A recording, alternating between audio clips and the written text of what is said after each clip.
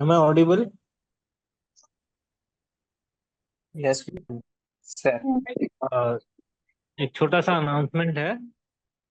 अभी जैसे कि सभी लोगों का टिकट्स का और वीजा का प्रोसेस चल रहा है। जिन लोगों ने अभी तक $1,600 का और $3,885 का पेमेंट नहीं किया है, वो लोग लास्ट डेट, ये मंथ एंड का लास्ट डेट है 30th का। 30th से पहले आप लोग सभी लोग पेमेंट कर दें, आपका टिकट और जो भी है कंफर्म हो जाएगा। तो लास्ट डेट 30 रहेगा। 30 से पहले जो लोग पेमेंट नहीं किए हैं अभी तक, वो लोग $1,600 एंड $3,885 दोनों कंबाइन भी कर सकते हैं, एक साथ मिला के दोनों भी पेमेंट कर सकते हैं। तो 30 लास्ट डेट रहेगा। और जो लोग डॉक्यूमेंट जमा नहीं किए हैं, वो लोग डॉक्यूमेंट्स भी जल्दी जमा कर दें, अपना पासपोर्ट वगैरह जो भी। Ma'am, you can start the class. So good evening. Good evening, ma'am. Good I evening, think yes. All right, children. So we have left the class last class in synovial joints, and we'll continue with half an hour with this, and after that we'll go with today's section, that is nervous tissue.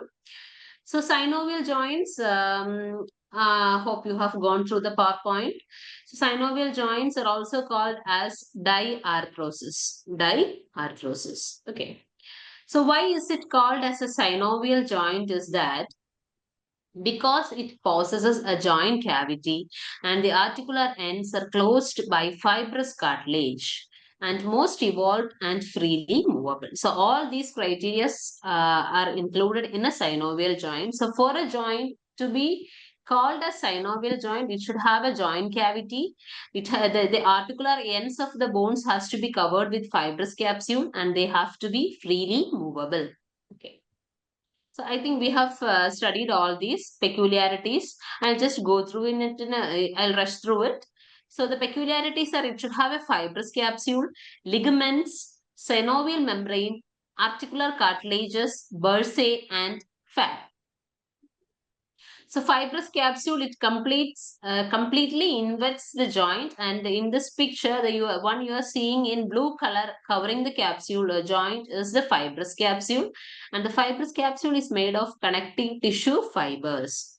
And so the name says fibrous capsule, it is made up of fibers, and the function is to stabilize the joint,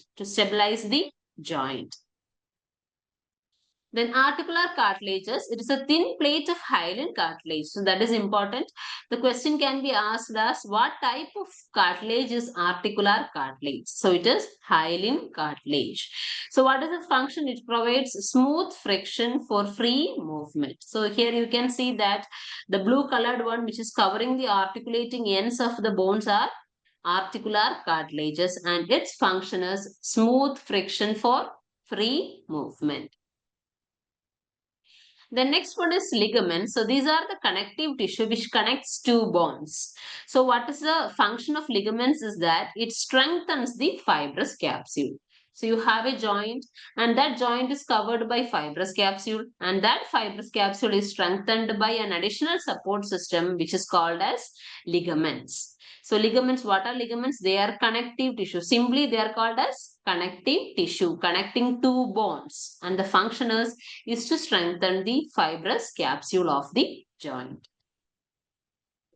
So coming to the synovial membrane, so it is a vascular membrane that is lining inside the fibrous capsule. So out of all the capsules you have studied in a joint, the only thing which is vascular is the synovial membrane. So here you can see that the outer blue colored one is the fibrous capsule, and the inner one, that is a red color structure that is lining inner to it, is the synovial membrane.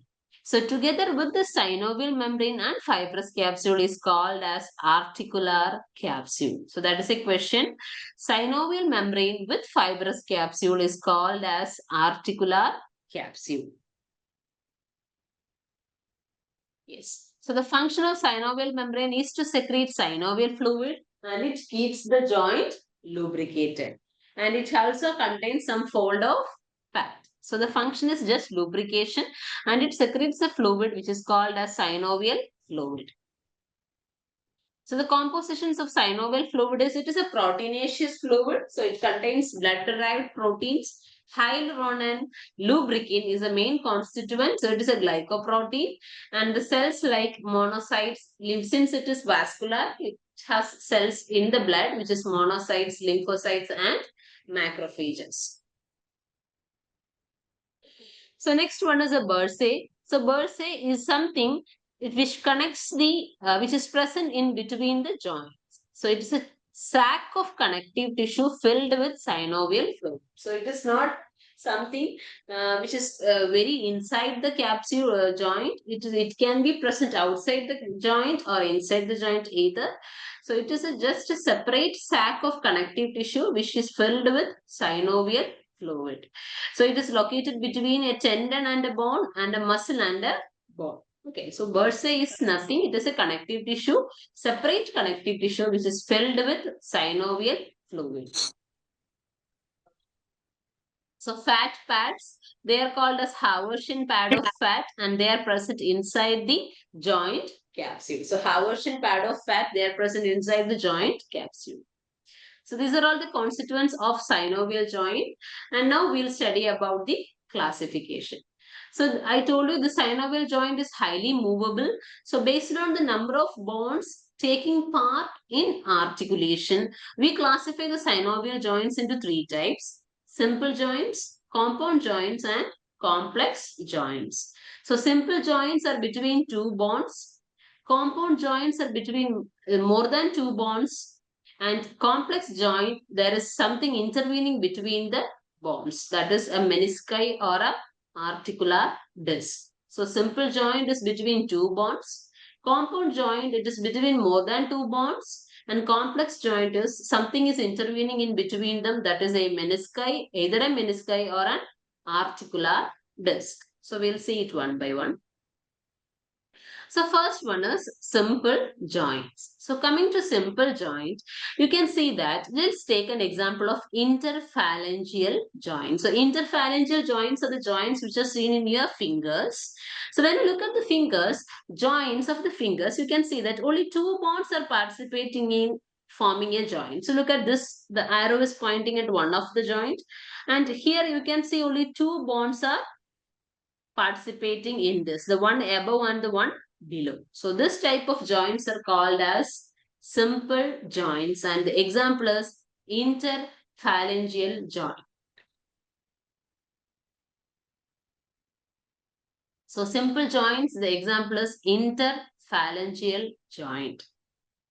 The next one is compound joint. So here you can see that the joint I have shown is an elbow joint. And here you can see that three bones are participating in this. One is upper part is humerus. You have an ulna and a radius. So three bones are participating in this, and since it is called as compound joint. So elbow joint is a compound example of compound joint. So just like that, you can say other examples also. Wrist joint is a compound joint. Then knee joint, ankle joints, all these are compound joints. So complex joint. So the main example of a complex joint is a knee joint. So in the knee joint, I told you this knee joint, I told you it is an example of compound joint as well because it contains three bonds: femur, tibia, and fibula. Femur, tibia, and patella. So the joint formed between femur, tibia, and patella. Fibula is not forming knee joint. So this is an example of compound joint as well. But you can see a menisci in between. So you can see something which is white in color. It is intervening between femur and tibia, and that is called as a menisci. Since it has a menisci, this joint is called as complex joint. So if you ask me, can knee joint be called as a compound joint? Yes, it can be called as a compound joint. So it can also be called as a complex joint. So when you say study knee joint proper in your future classes, the definition of knee joint itself is, it is a compound complex type of synovial joint. Okay, so it is both compound and complex joint. So why is it coming under complex variety? Because you can see a menisci in between the femur and tibia. So that is why it is coming under complex joint. Since three bones are participating, that is femur, tibia and patella are participating in the articulation, it is also called as a compound joint. Okay. Is that clear? Yes, ma'am. Yes, Yes, ma'am. ma'am. Okay. Yeah. So now we are going into another type of classification which is very, very important to you. So the classification we have seen already is based on the number of bones. Now we are going to study about a classification which is based on the shape of articular surface. Shape of articular surface. We classify the joints into these many types. So I'll read out the names. Plain joints, hinge joints, pivot joints, condylar joints, saddle joints, ellipsoidal joints, ball and socket joints. Plain joints, hinge joints, pivot joints, condylar joints, saddle joints, ellipsoidal joints, ball and socket joints. So we will see each one by one. So plain joints. The plain joints means the articular surfaces are flat. So when you look here, you can see the bow joints which I have shown where the articular surfaces are flat. So look at this part. Look at the joints of the phalanx. So here when you look at the phalanx, you can see that the upper part and lower part of the bones are flat. And when you look at the carpals, the joints are articulating ends are flat. So whenever there is a flat articular end forming a joint, that is called as plain synovial joint. So the examples are between the carpal bones, that is intercarpal joints, and between the tarsal bones, which is called as intertarsal joints. So between the carpal bones, it is called as intercarpal joints, and between the tarsal bones, it is called as intertarsal joints. Okay. So these are examples of plain synovial joints where the two articular surfaces are flat. The next one is hinge joint. So there is a chat happening. Ribs joint. Ribs joint is also plain synovial. What you have said is correct. Actually, there is nothing called as a ribs joint. You have a name for that ribs joint. So many types are there: costochondral, costosternal, costovertebral, costotransverse. So many joints are formed by ribs. So not all the joints are plain synovial. Some of the joints are plain synovial, and some other joints are actually coming under the synchondrosis. Okay, synchondrosis means it is primary cartilaginous joint. So ribs joint cannot be called totally a plain synovial joint. Some are only plain synovial. Okay.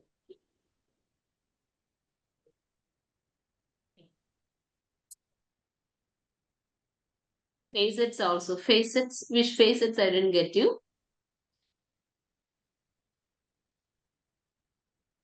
Okay. So coming under the next category, that is hinge joint.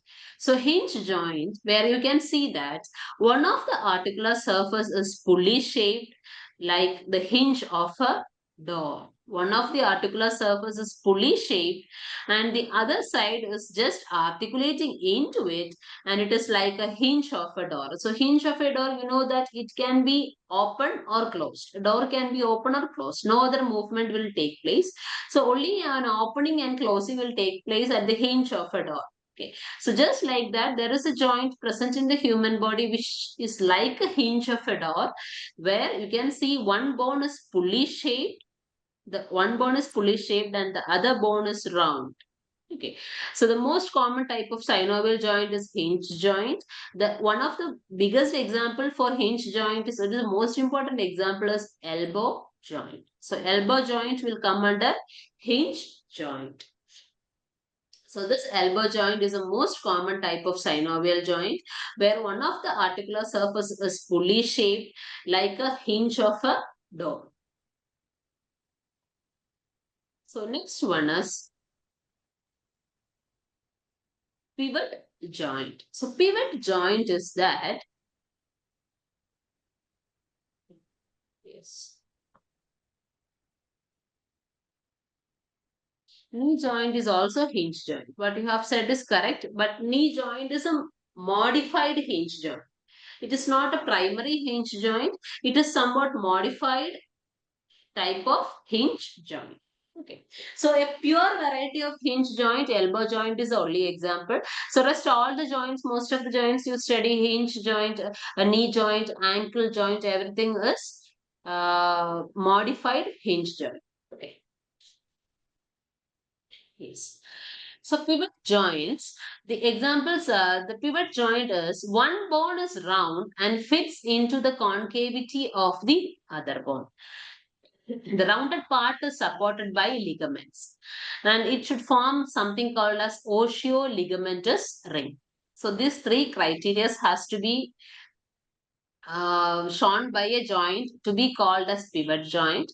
One of the bone is round. Yes, this the one the arrow I am pointing at which is round and that fits into the concavity of the other bone. And the rounded part of the bone has to be supported by ligaments so that it is forming an osteoligamentous ring. So the examples are superior radioulnar joint and atlantoaxial joint. So atlas is the first vertebrae, second vertebrae is the axis. The joint between atlas and axis is the atlantoaxial joint. So another example is superior radioulnar joint. Superior radioulnar joint. Okay. So one bone is round and fits into the concavity of the other bone and the rounded part of the bone is supported by ligaments and that it forms an osteoligamentous ring. But in all these criteria are surpassed, these joints are called as pivot joint. So the examples are superior radioulnar joint and atlantoaxial joint. Yes. So here you can see that the picture I am showing, this violet and green color is the atlantoaxial joint. The second picture here you can see that one bone is articulating with the other bone and the green color thing you are seeing is the ligament and that is superior radioulnar joint. So what is it forming? It is forming an osteoligamentous ring. Okay. Yes. So here you can see this is ulna and this small bone is radius. So around the radius you can see it is supported by a ligament and radius is that red colored bone and that radius is supported by ligament and that is forming an osteoligamentous ring. So such joints are called as pivot joints. So coming to condylar joints. Yes. So condylar joints are the ends of the articular surfaces are only the articulating ends are round shaped. So the articular ends of one bone fits into the socket type articular end of the other bone. So when you look here, this is the upper bone which is round like and the lower bone is forming a socket. When this happens, the joint is called as condylar joints. The examples are knee joint and temporomandibular joint. So somebody has asked me why is knee joint a hinge joint? So that I told you it is not hinge, it is modified hinge. So so the modified hinge joint is called as condylar joints. Okay, so modified hinge joints are called as condylar joints and the example is knee joint and temporomandibular joint. So in a condylar joint, one end of the bone is round like only the articular surface is round and the other part of the bone forms a socket.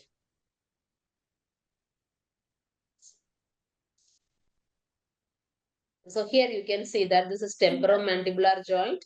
So this is the head of the mandible and this is the temporal bone. So in between them you can see a disc and that is condylar joint. So when you look at knee joint, this is tibia, this is femur and the one that is below is tibia. So femur, the articular end is round and which is sitting in the socket of a tibia. So that joint is called as knee joint. So now coming to another category of joint which is called as ellipsoid joint. ellipsoid. So elliptical convex surface is one bone, articulates with elliptical concave surface of other bone. So when you look here, this green color is just imagine this green color is one bone and this blue color is another bone. So the green color bone is convex, the green color thing is concave, and the blue color one is convex. So whenever the articular surface is concave or convex, it is called as ellipsoid joint. So the main example is wrist joint.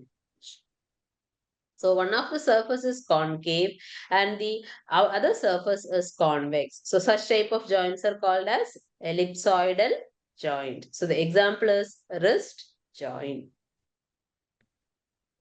Then another variety of joint is saddle joint. So both the articular surfaces, each surface is having concave and convex part. So when you look at this upper part of the bone, the upper bone, you can see that one part of the bone is concave and the other part, ends of the bones are convex. When you look at the lower bone, the center part of the bone is convex and the other parts of the bone are concave. So coming to concave, it is having a concave or convex surface. So each articular surface is having a concave or convex surface. So the example is first carpo-metacarpal joint. The example is first carpo-metacarpal joint, which is an example for saddle joint. So the last one and the most important one is ball and socket joint. So this joint is multi-axial, means it moves in all the directions. It is because one of the head is spherical. It's not round, it is spherical. The head is spherical and it is articulating with something with concave part of the bone. So one of the head is spherical and the other part is concave. So such bones are called as ball and socket joint. The main example is shoulder joint and hip joint. So what is the peculiarity of ball and socket joint? Because it provides freedom of movement in all the three axes. So it provides a longer freedom of movement, and the examples are shoulder and hip joint. So we'll here in upper limb, the shoulder joint is an example for ball and socket type. Elbow joint is an example for hinge joint.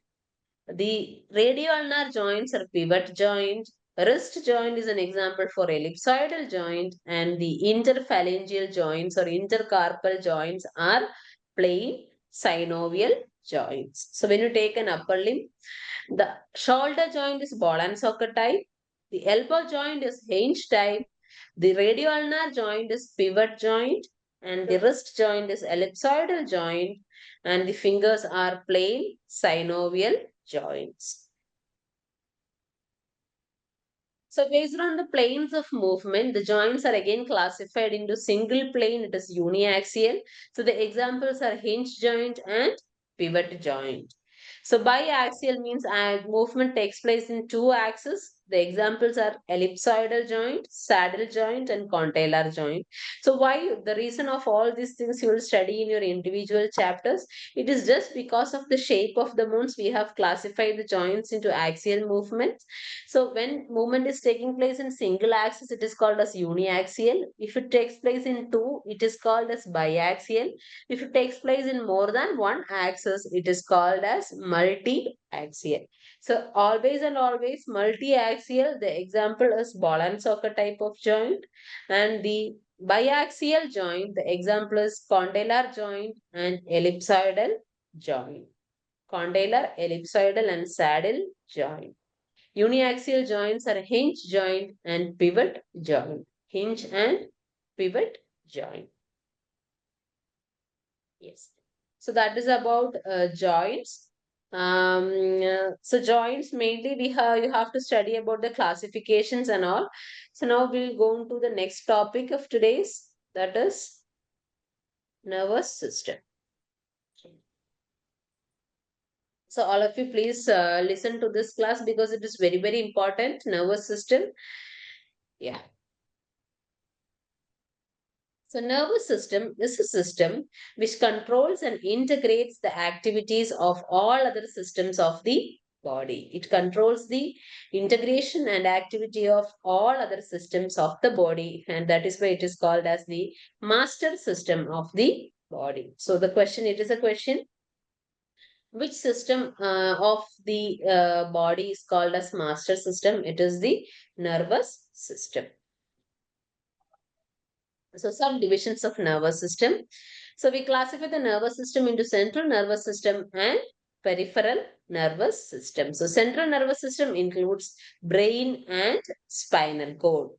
Peripheral nervous system is again subdivided into two afferent fibers, that is the fibers from the body to the brain. The fibers that arise from the body and comes to the brain is called as sensory, and the fibers that arise in the brain and go to different parts of body is called as efferent, also called as motor fibers. So from the body to the brain is called as afferent or sensory. From the brain to different parts of the body is called as efferent fibers. So again, the efferent fiber is subdivided into two. Yes. Voluntary, one which is under voluntary control and one which is involuntary control. So voluntary control is somatic nervous system, involuntary is autonomic nervous system. So voluntary is somatic nervous system, involuntary is autonomic nervous system. So this involuntary is again classified into sympathetic system and parasympathetic system. So this is a subdivision of nervous system. We have two types, central nervous system and peripheral nervous system. Central nervous system are of two types, brain and spinal cord. The peripheral nervous system, you have the sensations coming towards the brain is called as afferent or sensory, and from the brain to different parts of the body is called as motor or efferent fibers. And the efferent fibers are again subdivided into voluntary and involuntary. So voluntary are called as somatic nervous system, involuntary are called as autonomic nervous system, somatic and autonomous. The autonomous is again subdivided into sympathetic fibers and parasympathetic fibers or system. So this is the structure of a neuron. Here you can see it is having a cell body, nucleus and projections called as dendrites. And one of the dendrite is a longer one and that continues as axon. So one of the dendrite is longer one and that continues as axon. And the yellow color structure you are seeing in the axon is the Schwann cell. And in between the Schwann cell you have something called as node of Ranvier. In between the Schwann cells you can see something called as node of Ranvier.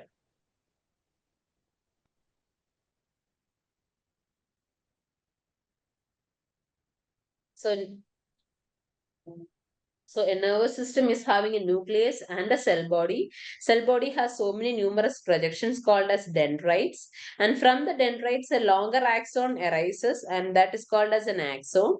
So axon has a myelin sheath and inside the myelin sheath you have a Schwann cell.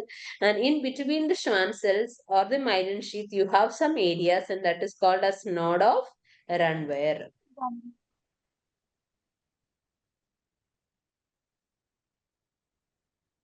So structural organization of nervous system. So there are two principal cells in a nervous system.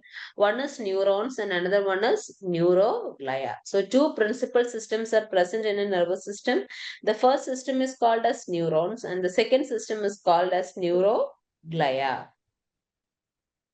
So neurons are the structural and functional unit of nervous system. So this question is also important. So always remember, just like other parts of the body, neurons forms the structural and functional unit of nervous system. So the number of neurons in nervous system is 100 billion and it has two property. It is having excitability and conductivity. It has two property. It is having excitability and conductivity. Highly differentiated cells, these neurons are highly differentiated cells which lose its power of division. So neurons will not divide after birth. It is highly differentiated, which has lost its power of division. So the features of neurons are it is structural and functional unit of nervous system, and the number of nervous system at birth is 100 billions, and this has got two properties. One is conductivity and kinesability, and the neurons are highly differentiated cells which has lost the power of division. So structure of neurons. The cell bodies are masses which contain cytoplasm. Cell body contains cytoplasm covered by plasma membrane, and in the center part it has a nucleus. And outer side of Nissl substance contains and inside the cell body it has Nissl substance, which is an aggregation of endoplasmic reticulum, which is a site of production of neurotransmitters. So what is Nissl substance? It is an aggregation of rough endoplasmic reticulum in a neuron, inside a neuron, and the function is production of neurotransmitters. And it also contains some microfilaments, and which are called as neurofibrils. So neurofibrils are filaments which supports the nervous system. So the cell body, it has a cytoplasm covered with the plasma membrane, and it has something called as Nissl substance, which is the Nissl substance is an aggregation of rough endoplasmic reticulum, and it is a site of production of neurotransmitters. Yes. So this dendrites has an axon has two processes. Longer process is called as axon. In your nerve has two processes. The longer one is called as axon, and the shorter one is called as dendrites. So now we'll study about the classification of neurons. So the classification of neurons are based on the polarity according to the length of axon and dendrites and according to the shape of the cell body. So first we'll study about the polarity of neurons. So first one is according to the polarity we classify the, sorry, is there any doubt? No. Okay, all right.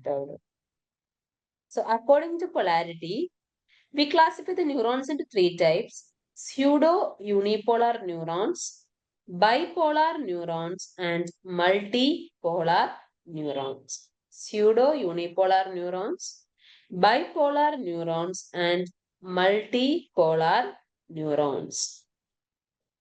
So we'll see it one by one.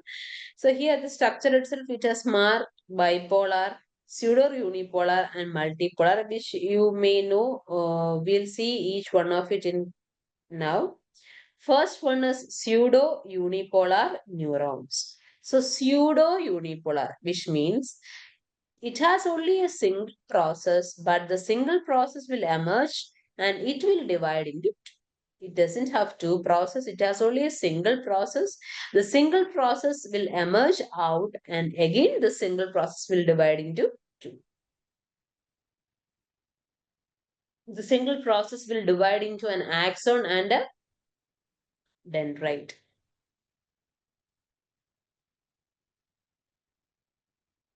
Embryo? I didn't understand the question. Why is it pseudo, not only unipolar? Because so in a unipolar, it has only a single process. But here when you see, it is emerging as a single process and it is dividing into upper and lower ones. Okay, so that is why it is called as pseudo-unipolar neurons. Okay. So it has only a single process emerging out, and this single process will divide into to an axon and a dendrite.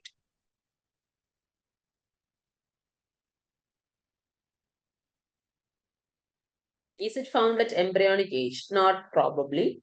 It is also found in adult humans also. Some of the neurons we have in our bodies are pseudo-unipolar neurons. Okay. Not only in embryo, it is also present in adult humans. So pseudo unipolar neurons, it appears to have only one process. So that sentence is important. It appears to have only one process, and soon after arising, it divides into an axon and a dendrite. So the example is all sensory neurons we have in the body. So all the sensory neurons are an example for pseudo unipolar neurons. All the sensory neurons are example for pseudo unipolar neurons.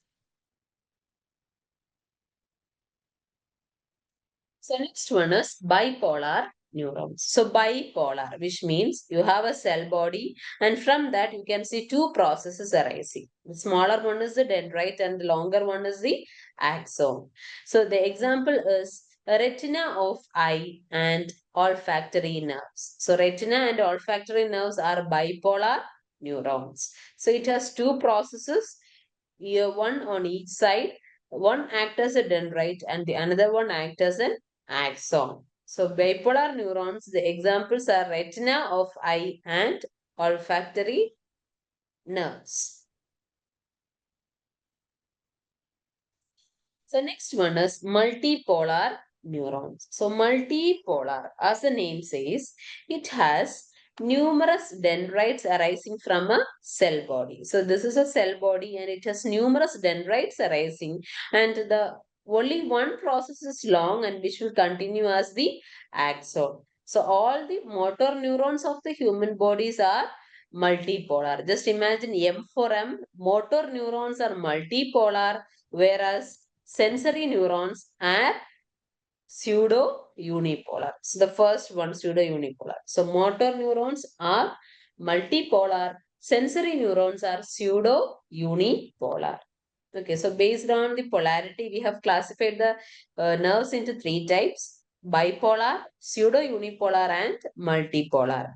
So bipolar means the processes emerges to be like one, then it soon after divides into anterior and posterior. Sorry, it appears only as a single process, and soon after that it divides in anterior and posterior parts. So one forms the axon and another one forms the dendrite. So the example is all sensory neurons. The question is, so that is a question. All sensory neurons are an example for dash. So the answer is pseudo unipolar neurons. The next one is bipolar neurons. Two processes, one arise at each pole. So one acts as a dendrite and another one acts as an axon. So the examples are retina of eye and olfactory nerves. Retina of eye and olfactory nerves. So last one is multipolar neurons. It has several dendrites and only one axon. It is the most common type of neuron.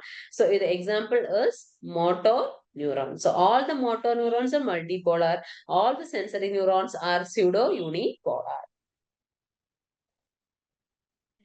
So now coming to the length of axon and dendrite, we classify the nerves into two types. One is Golgi type 1, another one is Golgi type 2.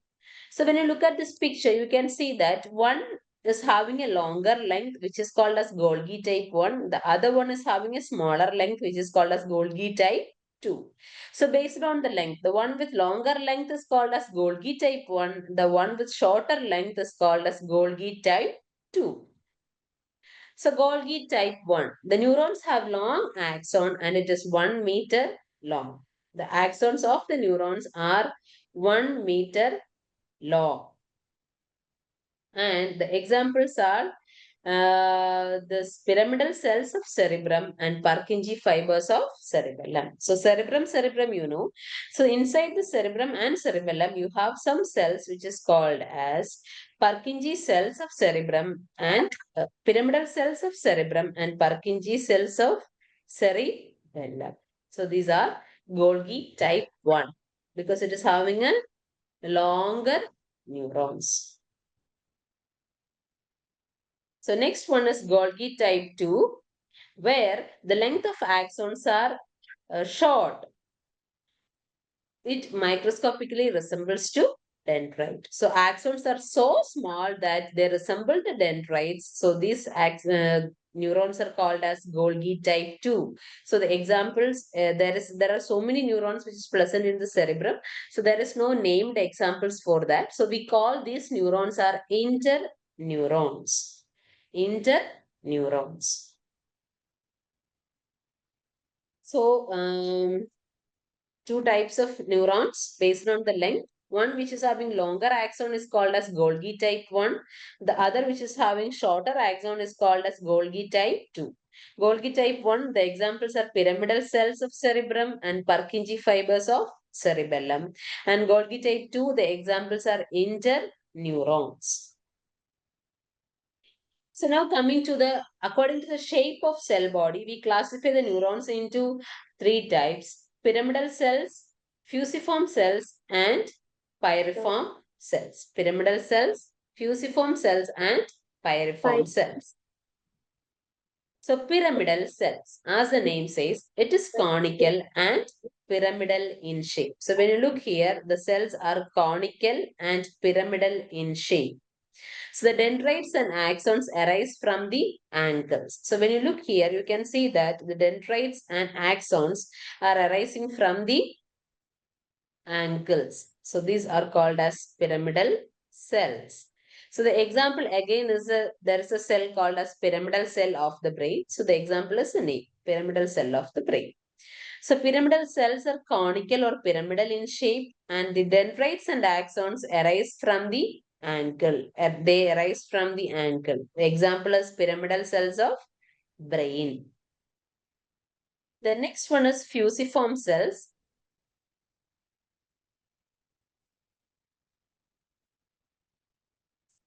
What is the meaning of Purkinje? So the Purkinje cells are mainly present in cerebellum. So these cells are mainly involved in the functions of motor functions of the body. Okay, so I'll tell you the cells. It is actually a cell which is present in cerebellum, and the name says it because it has the shape of a flask. Okay, so I'll tell you what it is in it. We are studying it in the next slide. So I'll tell you definitely. Okay. So fusiform cells, the cell body is spindle shaped and processes arise at both ends. So when you look here, you can see the cell body, it is spindle in shape, and you have two processes arising from both ends. So the example is fusiform cells of brain. So the fusiform cells or cell bodies are spindle in shape, and you have processes arising at both ends. And the example is fusiform cells of brain.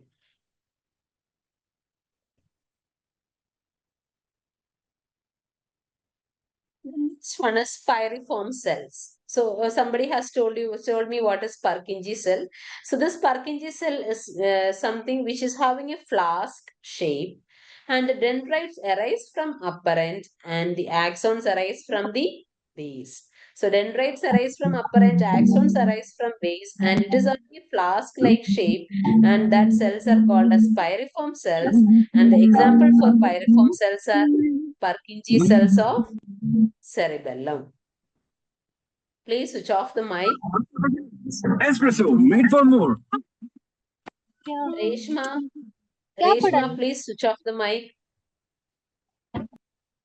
बेटा नहीं So pyriform cells, the cell bodies are flask shaped. So dendrites arise from the upper end. So the axons arise from the base. So the examples are Purkinje cells of cerebellum. Sorry. Fatima, I request you to switch off your mic.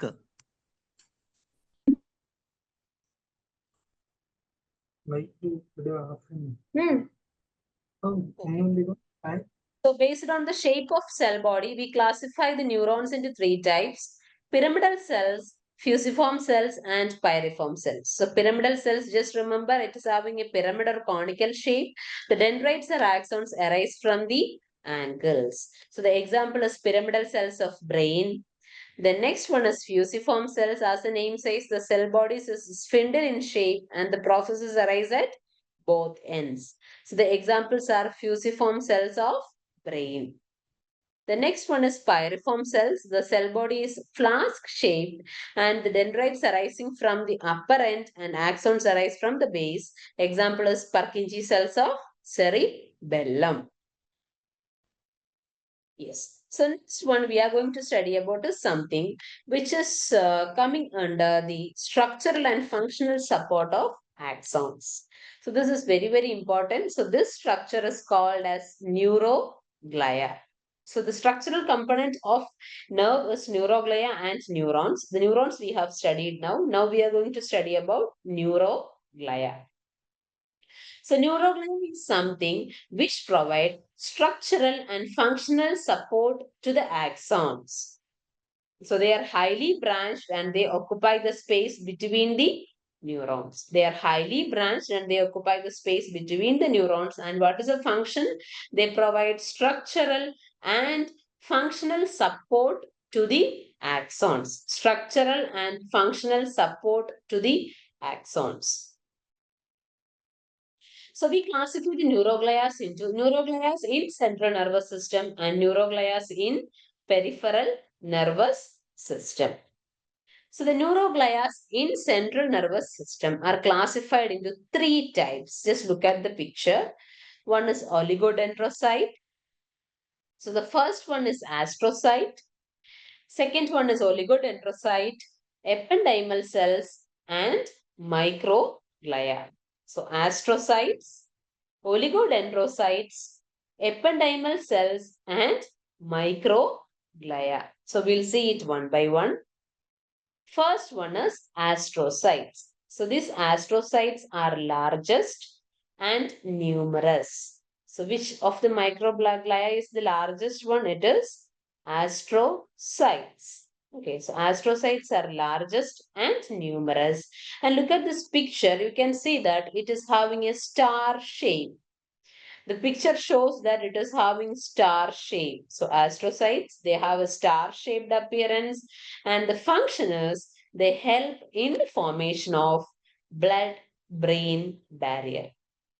So there is something called as blood-brain barrier. So astrocytes help in the formation of blood-brain barrier. Okay, so astrocytes are the largest and numerous one. It is having a star-shaped appearance and it helps in the formation of blood-brain barrier. So the next one is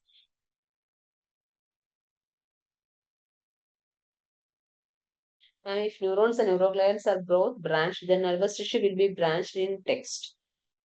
But instead it is fluffy and kind of fatty. Nervous tissue must be branched in, yes, it is branched in texture, but instead it is fluffy and kind of fatty. Okay. So the reason is that is, of course, you can see branches in nervous tissue. So nervous tissue is made up of neurons and neuroglia. So all these neurons and neuroglia are the microscopic structures. We cannot see a neuron and neuroglia with our naked eye. They are microscopic structures. The only thing we can see in a neuron is only its axons. Okay. So this axon is made up of a nerve fiber. So this nerve fiber contains a neuron and a neuroglia. So this neuron and the neuroglia are the microscopic features. So we cannot see the branching with our naked eye. Instead, it seems to have a fluffy appearance. Okay, it's not that fluffy. It is a solid cord-like structure. So these neuroglia structures are all microscopic structures we cannot see with our naked eye. So we cannot see branching in a nervous tissue. So a nervous tissue means something which is having a combination of neuron and neuroglia. Okay, so all these neurons and neuroglia are microscopic structures only. So to directly see that, we have to use a microscope. So that is why it is not having that branching appearance when you look. Okay.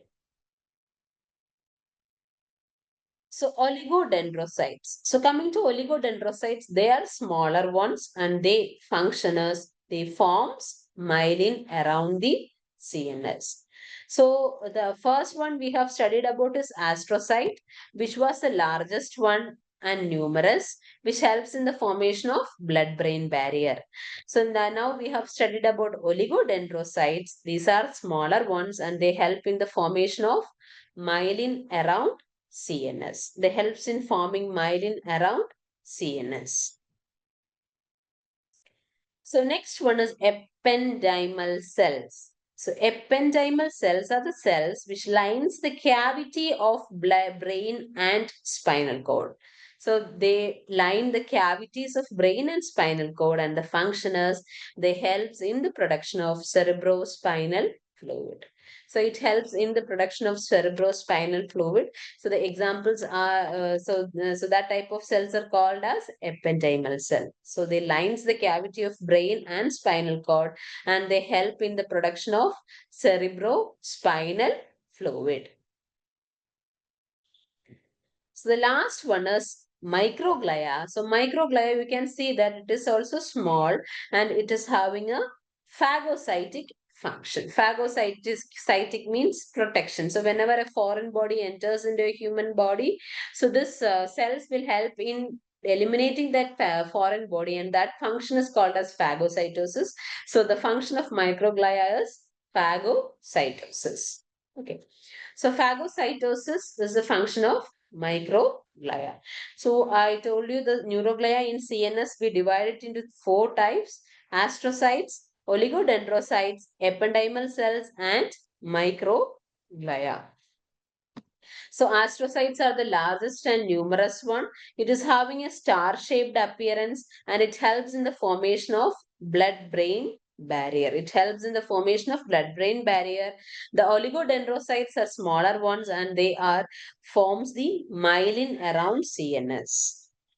Then ependymal cells, they lines the cavity of brain and spinal cord. They helps in the production of cerebrospinal fluid. And neuroglia, it has a phagocytic function.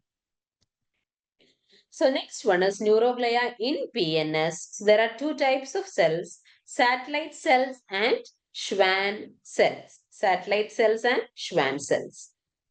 So satellite cells, they surround the cell body of the neuron. So when you look at this picture, you can see that this yellow color structure is the cell body, and around the cell body you can see some cells, and they are called as satellite cells. So the function of satellite cell is providing support to the cell body. It provides support to the cell body. So satellite cells, they surround the cell body of the neurons, and the main function of satellite cells are they provide support to the cell body. The next one is Schwann cells. They form myelin sheath in peripheral nervous system. So Schwann cells form myelin sheath in peripheral nervous system. Oligodendrocytes form myelin sheath in central nervous system. So coming to the functions of neuroglia, it is structure and functional support of neurons. It forms blood-brain barrier. It helps in phagocytosis and produce cerebrospinal fluid and forms myelin sheath. Okay. So these are the functions of neuroglia.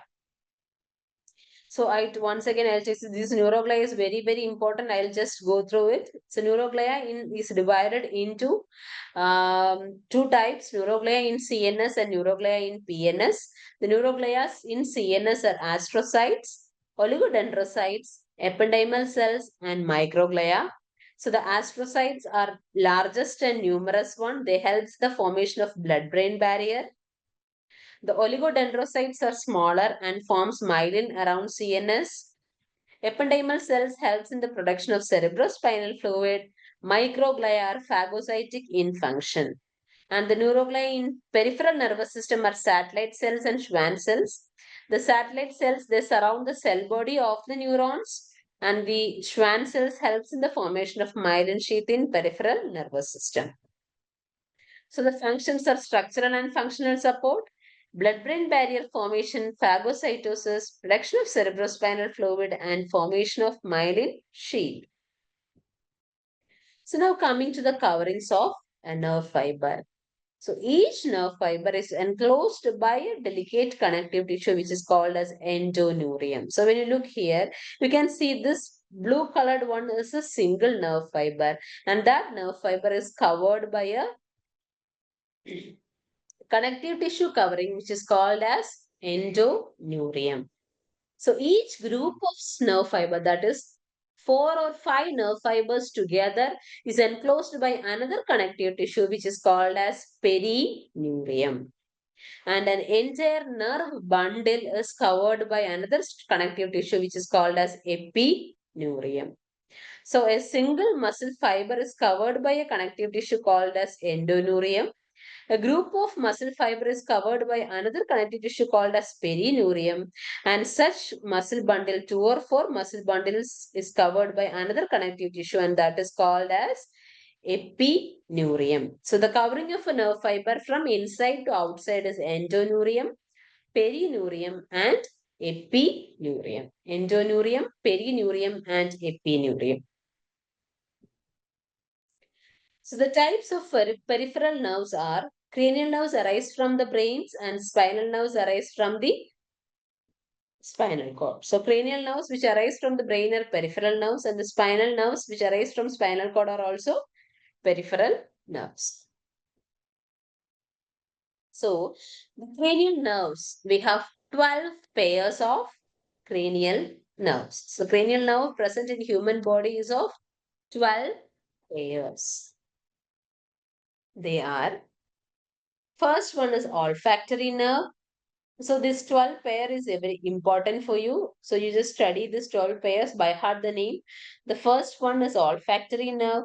The second nerve is called as optic nerve. Third one is oculomotor nerve. Fourth one is trochlear nerve. Okay, so out of the 12 pairs, the first 4 pairs are: one is olfactory, 2 optic, 3 oculomotor, and 4 trochlear nerve. Then 5 is trigeminal nerve, 6 is abducent nerve, 7th one is facial nerve, 8th one is vestibulocochlear nerve. Trigeminal nerve, abducent nerve, facial nerve, and vestibulocochlear nerve. Trigeminal nerve, abducent nerve, facial nerve, and vestibulocochlear nerve. Then the last 3 are: 9th one is glossopharyngeal nerve, 10th one is vagus nerve, 11th one is accessory nerve, and 12th one is hypoglossal nerve. So I'll tell you the names from 1 to 12. First one is olfactory, which helps in smell sensation. Second one is optic nerve, which helps in vision.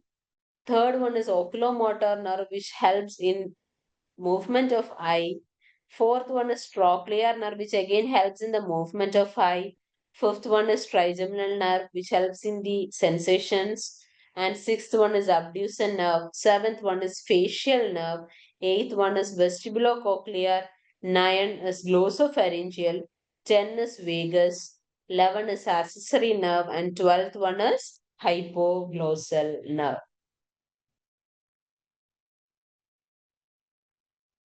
So spinal nerves, they arise from spinal cord and they are of 31 pairs. Spinal nerves, they arise from spinal cord and they are 31 pairs. 8 pairs for cervical nerves, 12 pairs for thoracic, 5 pair for lumbar, 5 pair for sacral, and for the coccygeal you have 1 pair. So 8 pair for cervical, for thoracic you have 12 pairs, lumbar 5, sacral 5, and coccyx 1. So 31 pairs of spinal cords are there. 31 pair of spinal cords. 8 pair for cervical, 12 pair for thoracic, 5 for lumbar, 5 for sacral, and 1 for coccygeal nerves. Okay. So this is all about the nervous system. So nervous system is mainly, it is dealing with neurons and neuroglias. Neurons, we have divided it into so many classifications according to its shape, its polarity, and its conductivity. And the neuroglias, we have classified it according to central nervous system and peripheral nervous system. Central nervous system are of 4 types and peripheral nervous system are of 2 types. It has so many numerous functions. And then we have studied about cranial nerves, which are of 12 pairs, and there are 31 pairs of spinal nerves. So coming to the question answer session. Are you ready for the question answer session? Yes, ma'am. Yes, ma'am. So it may seem difficult. Please try to answer. It's not necessary that you have to remember everything. Please try to answer some of the things you know. Okay. The structural and functional unit of nervous system is called. Neuron. Neuron. Yes, it is neuron. Very good. Name the types of neuroglial cells in CNS. Two types of sympathetic. Name the types of neuroglial cells in CNS. S. Oligodendrocytes, of epidimer, and microglia, astrocytes, microglia, apifinal, and astrodendrites. Yes, astrocytes, ependymal cells, oligodendrocytes, and microglia. Yes, somebody have asked the question, what is the function of vestibular cochlear nerve? It is hearing. Hearing is the function of vestibular, auditory function. Okay. So which cells helps in the myelination of peripheral nervous system? Myelination of peripheral nervous system. Schwann cells. Yes, it is Schwann cells. Very good. Which cell helps in the formation of blood-brain barrier? Astrocyte. Yes, very good. It is astrocytes. Classify neurons based on polarity. Unipolar, Unipolar, bipolar, and multipolar. Pseudo-unipolar. You have another And category that is multipolar. unipolar, then bipolar and multipolar. Okay. Yes. So that is all about nervous tissue and joints. You have only one more class left, that is lymphatic tissue, that will be taken by Dr. Jasmine. So by that we'll finish off the basic classes. I think you got this muscular tissue. Did you get the class of muscular tissue? No, ma'am. Yes, ma'am. No, ma'am. You get Yes, ma'am. Yes, ma'am. Okay, so I hope last class was muscular tissue only. So nervous tissue is completed now. Joints has already been taken. Osteology is taken. Cartilage is taken, I think. If you have any PPTs left to be get, I'll send all this to the coordinator. Please get it from them. And please do go through the nervous tissue, because this forms the basis of all the things you study in nervous system in different parts of the body. So all the parts of the body is supplied by a nervous system, and to study the nervous system you have to know about this basic structure. Okay, so please go through the PowerPoint and study it today itself. And the names of the cranial nerves, you have 12 pairs. So first time it will be difficult to remember the names of 12 pairs, but when you study it regularly, you'll get through it. So please write it in a sticky note and stick it over the wall of your bedroom and see that every day. Then only you will remember it. Okay. So Paul sir send the notes, please, ma'am. Function of vestibular cochlear nerve. Yes. Okay. So that's all. I think so we can wind up the session.